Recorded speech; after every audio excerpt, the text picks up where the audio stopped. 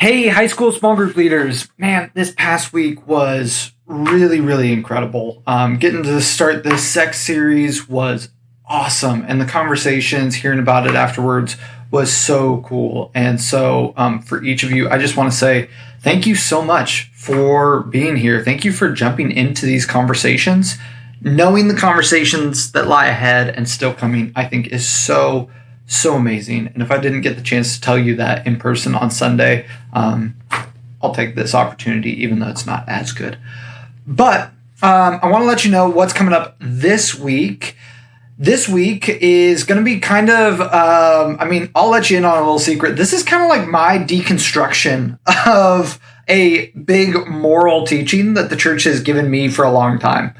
But I think that I landed somewhere that I believe is really actually stronger rooted in what the gospel teaches. So for me, I grew up in the sexual purity movement in the midst of, the I kissed dating goodbye, all of that jazz. I remember wearing a purity ring and the whole bit. Now I look back on it and I can see that there are some major problems with it. And so what we're going to be doing this week is we're not going to be talking about sexual purity. We're going to be talking about sexual integrity. And there's a key difference in that. Sexual purity is an amazing goal. And it's a goal that Jesus calls us to in Matthew 5. He even goes as far as to say, hey, if a part of your body is causing you to sin, cut it off. We're going to turn that into a little bit more Gen Z-ish and say, if your iPhone is causing you to sin, get rid of it. But the problem with sexual purity is that once it's gone, once it's ruined, it's ruined. You can never be pure once again. And that's not what the gospel is about, man. The gospel is all about the fact that God sent his son to die for us while we were in the midst of sin. And that there is this just unbelievable scandal of grace to where God is willing to forgive us every single time that we fall short. He doesn't look at us as damaged goods or that we're unpure or that we're ruined. If somebody goes and sleeps with their girlfriend early, what I did in high school, then God will forgive them. They're not broken, terrible people. And that's the message that our students need to hear. And that's the message that we're going to be getting into this week, is looking at God as somebody who really deeply loves us and will forgive us, and how that is true in our sexual nature just as much as it is anything else. Now, at the same time, we're going to be weighing Romans chapter 5, where Paul says, should we continue sinning so that there may be more forgiveness? No, we're called to better than that. This isn't just like a blank check that we can abuse. So we're going to be kind of weighing those two things in tandem and saying we have to live somewhere in between. Striving for perfection, where Jesus says, be perfect, therefore, as your Father is perfect. But at the same time, knowing and resting assured that there is nothing we can do to make God love us less.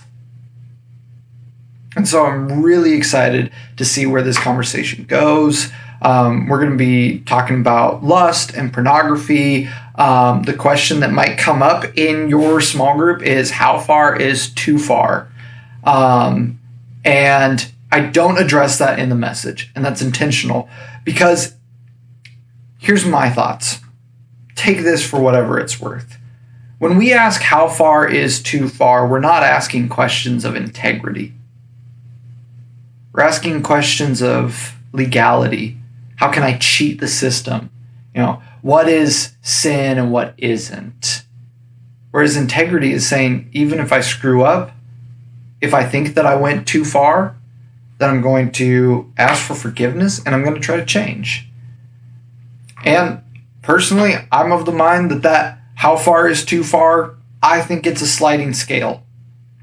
I've known couples that didn't sleep together, but they did pretty much everything else, got married, and have a very happy relationship. Neither of them feel guilty about it.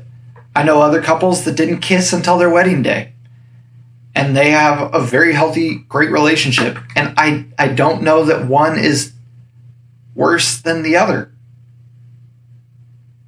And I think it's all gray.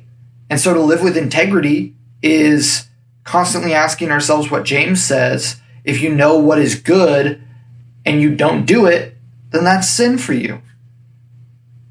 And I think that's the call of integrity. If you know what's right in your heart, you're like, that's too far, then don't do it. Have integrity about that. And if you do, ask for forgiveness and try to change.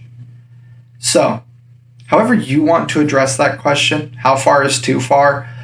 That's my thought. It could also be a really great question to turn right around to students. If a student asks you in your small group, how far is too far? You can turn around and say, how far do you think is too far? And let them go on that path of kind of self-discovery. So, all of this to say that this week is going to be, once again, a little heavy. It's going to be diving into the deep end, and we're going to be talking about really important stuff. So if you have any questions or any concerns or even just general comments about the series or what we're talking about tonight, like this coming Sunday, let me know. Drop that in the group chat. This can be a really great dialogue to have with everybody. So I've got the small group leader guide below, and yeah, I cannot wait to serve with you guys this Sunday night.